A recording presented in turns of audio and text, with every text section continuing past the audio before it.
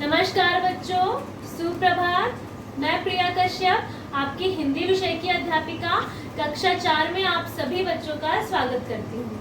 आशा करती हूँ बच्चों आप सभी अच्छे होंगे, स्वस्थ होंगे, कुशल होंगे और अपने घर में अपने मम्मी का, पापा का जो भी वो कहना बोल रहे हैं आपको कि हाँ पढ़ना है ना। जैसे मम्मियाँ आपकी क्या बन रखी है अभी, प्रिंसिपल है ना, उनकी बात आप मान रहे होंगे, ध्यान से पढ़ रहे होंगे। तो बच्चों आज हम शुरुआत सुविचार के साथ करेंगे। स्वामी विवेकानंद जी की कुछ लाइन है, कुछ पंक्ति है, वो मैं आपको बताना चाहूंगी। ध्यान से सुनिएगा बच्चों। सभी शक्ति आपके भीतर है, आप कुछ भी और सब कुछ कर सकते हैं, है ना। आप घर बैठे भी आप अपनी पढ़ाई पर पूरा ध्यान दे सकते हैं, जैसे आप अभी कर रहे हैं। ठीक है, इस विचार को अपने जीवन में लागू करिए।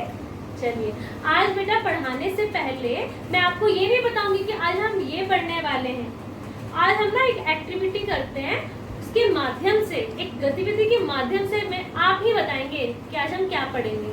चलिए वो देखते हैं गतिविधि क्या है। बच्चों देखिए, दिख रहा है सबको? देखो, ये मैंने एक बेटा छोटी सी गतिविधि के माध्यम से मैं आपको आज का जो हमारा प्रकरण है, यानी जो हमारा टॉपिक है, मैं आपको बताना चाहूँगी। ठीक है, पहले मैं चाहूँगी कि आप बताएं वह होगा क्या। चलिए, बिना कविता, बिना कहानी, बिना हमारी मधुप से है ये अनदेखा सा सार। बताओ आप क्या हो सकता है बेटा। ना तो वो कोई कहानी है, ठीक है, ना ही कोई कविता, और हमारी मधुप में भी नहीं है वो, और ना ही कभी हमने उसको देखा, लेकिन है वो बहुत अच्छा सा सार है ना। सार पता है ना आपको, समरी। तो बताओ क्या पढ़ेंगे आज हम। ये पहेली समझ आ रही है किसी को? कभी नहीं पढ़ा हमने उसको। तो बेटा ये है अपठित गद्यांश ना। बिना कविता, बिना कहानी, बिना हमारी मधुप से है ये अनदेखा सा सार, अपठित गद्यांश, है ना। मजा आया? सोच रहे होंगे कई बच्चे, अरे यार हमें तो पता था, है ना। तो बेटा सबसे पहले आपको ये पता होना चाहिए कि अपठित गद्यांश होता क्या है ना। परीक्षा में जो सबसे ज़्यादा आपके लिए जो एक आपके लिए समझ लो एक बहुत बड़ी सफलता होती है अपठित गद्यांश, क्योंकि आपको उत्तर यहाँ कहीं से नहीं आपको याद करना है, ना कुछ करना है। ये आपको जो है अपठित गद्यांश के अंदर आप ज़्यादा से ज़्यादा नंबर आप हासिल कर सकते हैं। और सिर्फ ये अपनी ये चौथी क्लास में ही नहीं, जैसे जैसे आप बड़े होंगे, यहाँ तक कि 11वीं 12वीं कॉम्पिटिटिव एग्ज़ाम्स में भी जैसे आप दोगे कभी कभी, तो उसमें अपठित गद्यांश उसमें भी आता है। जैसे आप इंग्लिश में करते हो ना अनसीन पैसेज, तो अपठित गद्यांश हम हिंदी में करते हैं, जो ना तो हमने कभी पहले पढ़ा होता है, ठीक है, और ना ही वो हमारी किताब का होता है, ना तो कोई कविता होती, ना कहानी होता है। ठीक है बेटा, तो वो होता है हमारा अपठित गद्यांश। और एक गद्य भाग होता है हमारा, है ना, गद्य में होता है वो, पद्य में नहीं होता, गद्य में होता है। चलिए अब देखते हैं क्या है वह। तो बच्चों ये देख रहे हैं सब, इसके माध्यम से मैं आपको थोड़ा बताने की कोशिश करूँगी ताकि आपको अच्छा लगे देखने में, है ना, और हमारा जो पढ़ाई है थोड़ी आकर्षित सी हो जाएगी। चलिए बेटा शुरू करते हैं। अपठित गद्यांश जो है आपके हिंदी व्याकरण में आपका एक छोटा सा लेकिन बहुत ही महत्वपूर्ण टॉपिक, और आपकी परीक्षाओं में बहुत पूछा जाता है, अनिवार्य है ये, तो आपको ये अच्छे से आना चाहिए और पता होना चाहिए। पाठ 11 है, ठीक है, सबके पास अपनी ये हिंदी व्याकरण वाटिका है ना। चलिए अब हम शुरू करते हैं। जैसे कुछ बच्चों के पास नहीं है, तो इसलिए मैं थोड़ा इसके माध्यम से आपको बताने की कोशिश करूँगी। चलिए शुरू करते हैं। अपठित गद्यांश में बेटा क्या होता है, आपको एक गद्यांश दिया होता है, मतलब एक पैराग्राफ दिया होता है, ठीक है। फिर आपको उसमें क्या करना होता है, उस पैराग्राफ को अच्छे से पढ़ना होता है, उस गद्यांश को अच्छे से पढ़ना होता है। जैसे अभी मैं पढ़ने जा रही हूँ, पहले इतना करते हैं, फिर मैं धीरे धीरे एक एक स्टेप आपको बताती जाऊँगी, ठीक है। लेकिन ध्यान से पढ़ेंगे तभी आपको समझ आ पाएगा बेटा। चलिए शुरू करते हैं। अनुशासन का अर्थ है नियम पालन, ठीक है, नियम पालन, ठीक है बेटा, जिसमें हम नियमों का पालन करते हैं। जैसे आप लोग अपने घरों में नियमों का पालन करते हो, विद्यालय में करते हो, है ना, रूल्स को फॉलो करना। जीवन के हर क्षेत्र में इसकी आवश्यकता है। और हमारे जीवन इतना बड़ा होता है बेटा, यदि हम अपने जीवन में अनुशासित नहीं रहेंगे, है ना, तो क्या होगा, ना तो हम सफल हो पाएंगे और हमारा कोई भी जो कार्य है ना, उसको भी पूर्ण होने में क्या होगा बेटा, बहुत देरी हो जाएगी। यदि हम अपने जीवन में कोई भी लक्ष्य बनाए हैं और यदि हम अनुशासित नहीं हैं तो, है ना। जैसे अभी आप लोग पढ़ाई कर रहे हो, आप लोग एकदम अनुशासन के साथ बैठे हैं, इसको सुन रहे हैं, है ना। आपको पता है ये टाइम हमारा हिंदी का पीरियड है, तो हम लोग अपनी हिंदी की किताब कॉपी निकाल के आराम से बैठे हुए हैं। तो ये क्या है बेटा, आप में अनुशासन की भावना है ना, तभी आप बैठे हैं। चलिए, विद्यालय में अनुशासन का अपना महत्व होता है ना। अब विद्यालय को साफ रखना, शांति से काम करना, समय पर स्कूल में आना और स्कूल की पोशाक सही ढंग से पहनना, ये छात्रों की अनुशासन प्रियता के लक्षण हैं, ठीक है।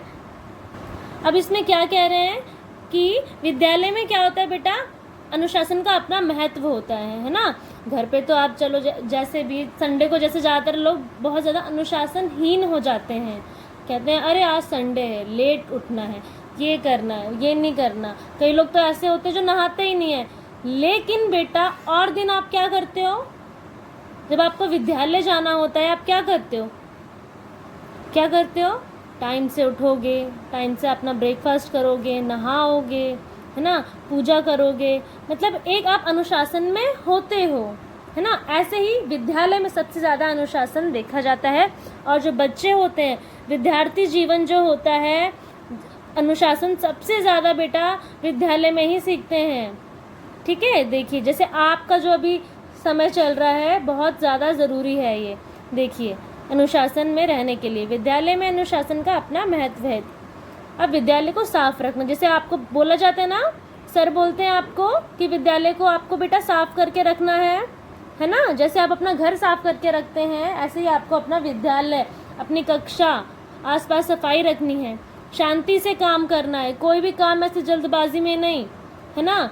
और विद्यालय की कोई भी चीज़ है, कोई भी प्रॉपर्टी है, संपत्ति, उसको बिगाड़ना नहीं है, ठीक है बेटा।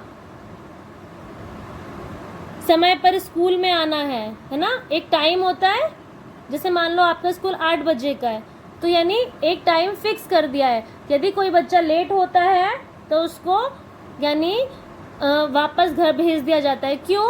क्योंकि उसमें अनुशासन नहीं है। कैसे आएगा बेटा अनुशासन, कैसे आएगा? एक बार यदि हम उसको घर भेजेंगे तो अगले दिन क्या होगा, वो अनुशासन में आ जाएगा, वो टाइम पर आना शुरू कर देगा, ठीक है। फिर उसके बाद है स्कूल की पोशाक सही ढंग से पहनना। ये बहुत ज़्यादा ज़रूरी है बेटा। जब आप लोग स्कूल जाते थे, याद होगा आपको, आपकी इंचार्ज मैम, आपके सर, है ना, आपकी क्लास में आते थे, है ना, नेल्स चेक होते थे आपके, हर चीज़ चेक होती थी, ड्रेस चेक होती थी, शूज़, है ना। तो यानी कि ये क्या चीज़ें दर्शा रहा है कि बच्चा अनुशासन में है कि नहीं है। और जो बच्चा इसमें नहीं होता था तो उनको क्या करते थे, हम समझाते थे, है ना, या डायरी में लिखवाते थे, उनके घर पर फ़ोन किया जाता था कि आपका बच्चा अनुशासन में नहीं रह रहा। चलिए, अनुशासन प्रेम का विषय है। ठीक है बेटा, प्रेम का विषय है। यदि प्यार से आप रहेंगे या आप प्यार से समझाएंगे तो ये क्या हो जाएगा, अनुशासन में रहेंगे, है ना। आपकी अध्यापिका, आपके सर आपको प्यार से बोलते हैं हर एक चीज़ की, बेटा ऐसे करिए, कूड़ा मत फेंकिए, ये मत करिए, तो ये वो आपको और हमारे पूरे स्कूल को, अपना विद्यालय को हम एक पूरे परिवार की तरह रहते हैं। तो क्या है बेटा, अनुशासन से हमें प्रेम की भावना भी उत्पन्न होती है ना। यह ज़ोर ज़बरदस्ती करने से नहीं आता, है ना। ज़ोर ज़बरदस्ती से बेटा ये नहीं आता। तो प्यार की भाषा से ही हम किसी को भी अनुशासन में ला सकते हैं। घर तथा विद्यालय में इस और ध्यान देना चाहिए। केवल विद्यालय में नहीं, देखो घर पर भी ध्यान देना चाहिए। आपकी मम्मियाँ भी आपको देख रही हैं, आप उनकी देख रेख में है ना बेटा। तो मम्मी जो भी आपको बोलती हैं उसका आपको कहना मानना है। नियमों का सही तरह से पालन करने वाला ही अच्छा बच्चा या अच्छा नागरिक बन सकता है। देखा बेटा, जो नियमों का पालन करता है, ठीक है, जो उसको बताया जा रहा है, यदि वो उसको फॉलो कर रहा है, उसको मान रहा है, वही अपने जीवन में अच्छा बच्चा और अच्छा नागरिक बन सकता है ना।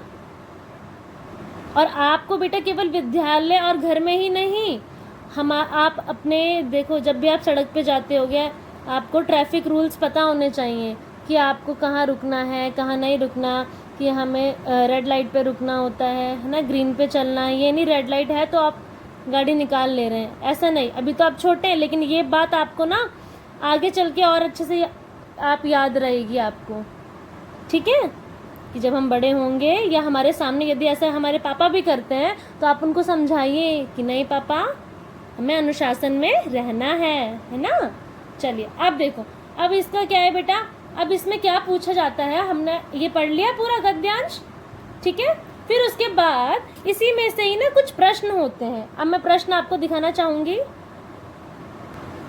देखिए, अब पहला प्रश्न है हमारा, अनुशासन से आप क्या समझते हैं।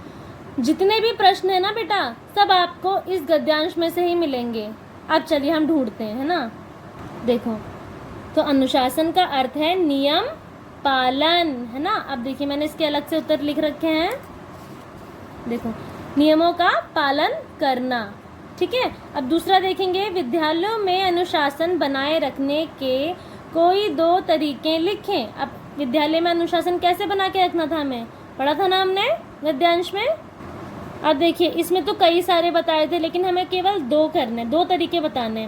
तो विद्यालय को साफ रखना और शांति से काम करना, है ना। देखिए, इसका उत्तर है, हमें विद्यालय को साफ रखना चाहिए तथा शांति और मेल से काम करना चाहिए। अब देखिए, पाठशाला और शिष्य के समान अर्थ वाले गद्यांश से छांटकर लिखें, है ना। समान अर्थ वाले जो है, इसमें हमें अपने गद्यांश से ही छांटने। अब अलग से आपको ऐसे भी दे सकता है या फिर विलोम शब्द भी पूछ सकता है। तो आपको पाठशाला का अर्थ क्या है, पाठशाला का अर्थ होता है विद्यालय, और शिष्य का मतलब छात्र। हाँ, गुड। देखिए, पाठशाला, विद्यालय और शिष्य छात्र, ठीक है। ये सब आपको बेटा गद्यांश में मिलेगा।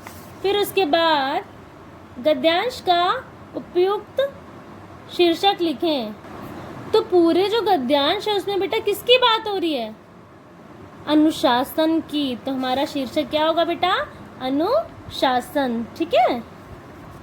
और भी यदि आपको आए तो आप और भी लिख सकते हैं, लेकिन पूरा आपको पढ़ने के बाद क्या समझ आ रहा है, किस चीज़ के बारे में बात हो रही है बेटा, अनुशासन के बारे में, ठीक है। आप सभी बच्चे बेटा पेज नंबर 89 निकाल लीजिए। पाठ 11 अपठित गद्यांश। हमने इसके बारे में जाना, ये आपका एक उदाहरण के तौर पे मैंने आपको बताया। अब हम पढ़ेंगे, अब आपकी बारी, ठीक है। गद्यांश को ध्यान से पढ़कर प्रश्नों के उत्तर लिखें। चलिए पढ़ते हैं। सबसे पहले, अब ध्यान से पढ़ेंगे तभी उत्तर आ पाएंगे हमें। साइकिल बहुत ही सस्ती सवारी है। मोटर कारों की तरह इसे पेट्रोल, डीजल या सीएनजी की आवश्यकता नहीं पड़ती, है ना। कई पशुओं की तरह इसे दाना भी नहीं चाहिए। पैडल घुमाने मात्र से यह दौड़ लगाती है। कैसी भी सड़क हो, कच्ची या पक्की, यह फर्राटे से चलती है। इससे वायु प्रदूषण या ध्वनि प्रदूषण भी नहीं होता। छोटे बच्चों को तो यह विशेष प्रिय है।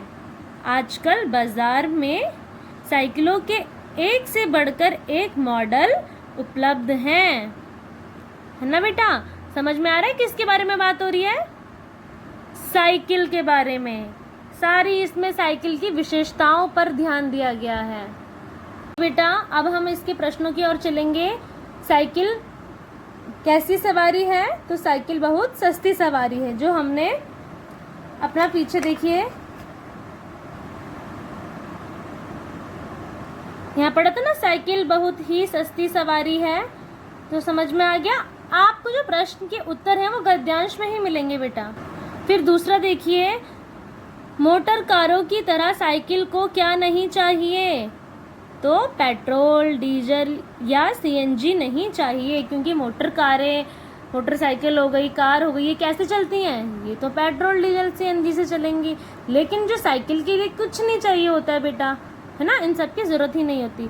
साइकिल से क्या नहीं होता? तो साइकिल से क्या नहीं होता बेटा? यहाँ देखो यहाँ पर था ना, वायु प्रदूषण या ध्वनि प्रदूषण भी नहीं होता, है ना, क्योंकि कुछ धुआं तो वो छोड़ता ही नहीं है साइकिल, और ना ही कुछ आवाज आती है, तो दोनों ही नहीं होंगे, ना वायु प्रदूषण ना ध्वनि प्रदूषण। चलिए, साइकिल किन्हें विशेष प्रिय है? जैसे मेरे 4th क्लास के बच्चों को, है ना। तो साइकिल छोटे बच्चों को विशेष प्रिय है ना। ज़्यादातर बच्चे साइकिल की जिद कहते हैं कि मम्मी मुझे साइकिल दिला दो, पापा मुझे साइकिल दिला दो इस बर्थडे पे, है ना, बोलते हो ना। तो ज़्यादातर बच्चों को साइकिल बहुत प्रिय होती है, बहुत उन्हें चलाना बहुत अच्छा लगता है। चलिए दूसरा है, नेक्स्ट देखिए, आजकल बाज़ार में साइकिलों के कैसे मॉडल उपलब्ध हैं? तो हमने ये भी अपने गद्यांश में पढ़ा था। देखिए, आजकल बाजार में साइकिलों के एक से बढ़कर एक मॉडल उपलब्ध हैं। इसका उत्तर भी आपको गद्यांश में मिल गया। तो आजकल बाजार में साइकिलों के एक से बढ़कर एक मॉडल उपलब्ध हैं। ठीक है बेटा, इतना समझ आ गया। अब हम अपना ख करते हैं। चलिए बेटा, खा देखेंगे। वृक्ष प्रकृति की शोभा है। वृक्ष प्रकृति, है ना, जो भी हमारी नेचुरल चीजें हैं उनकी शोभा कौन बढ़ाता है? वृक्ष, मतलब पेड़ सुंदर बनाते हैं, है ना। वृक्ष जो होते हैं, पेड़, ये हमारे प्राणदाता हैं। अब आपको पता होना चाहिए, है ना, क्योंकि ये हमें क्या देते हैं बेटा? ऑक्सीजन, है ना। हम ऑक्सीजन लेते हैं ना, कौन देता है हमें? वृक्ष ही तो देते हैं, है ना। और फल फूल देते हैं, फल भी देते हैं और फूल भी देते हैं, है ना। जैसे अभी आम चल रहा है, आम का सीजन चल रहा है ना, तो हमें ये फल भी दे रहे हैं और ये सुंदर सुंदर फूल भी देते हैं। ये पक्षियों के शरण स्थल हैं। अब पक्षी मतलब ज़्यादातर पक्षी घोंसला कहाँ बनाते हैं बेटा? वृक्षों पर, है ना। तो उनका शरण स्थल है, वहाँ रहते हैं वो घर बना के। वृक्षों की हरियाली आँखों को सुख देती है। ज़्यादा वृक्ष दिखते हैं, यदि आप किसी ऐसी जगह गए होंगे ना जहाँ पेड़ पौधे हैं बहुत सारे, तो आपको बड़ा सुकून मिलेगा, बहुत अच्छा मिलेगा, है ना। इनमें जलवायु के तापमान में कमी आती है। ये बाढ़ को रोकते हैं, है ना, बाढ़ को भी रोकते हैं ये, तथा मिट्टी को कटने से बचाते हैं। तभी हम बोलते हैं बेटा, पेड़ लगाओ, धरती बचाओ, है ना।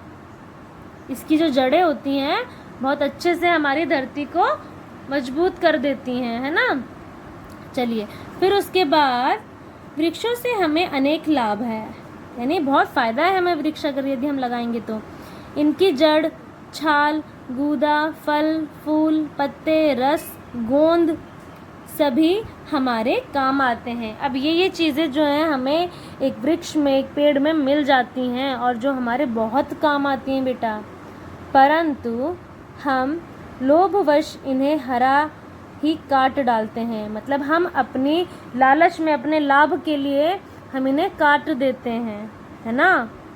इस लोभ ने हमें इतना अंधा कर दिया है कि हम हिमालय, विंध्याचल, सतपुड़ा आदि के जंगल अंधाधुंध काटते जा रहे हैं, है ना।